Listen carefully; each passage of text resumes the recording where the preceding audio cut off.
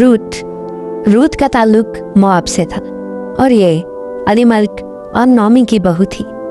अलीमल्क और नौमी का ताल्लुक यहूदा के बैतलहम से था। जब वहाँ काल पड़ा तो उस वक्त अलीमल्क अपने घराने यानी नौमी और अपने दोनों बेटों को अपने साथ लेकर मोआब के मुल्क में चला गया और अलीमल्क मोआब में वफात पा गया। उनके बेटों ने मोआबी औरतों से ब्याह किया और उसके बाद वो भी मोआब के मुल्क में ही मर गए। नौमी ने वापस अपने मुल्क जाने का फैसला किया और अपने बेटों की दोनों बीवियों से कहा कि तुम अपने मैके चली जाओ क्योंकि अब मेरे कोई औलाद नहीं। मगर रूथ ने वापस जाने से इनकार किया और कहा, जहां तू जाएगी मैं जाऊंगी।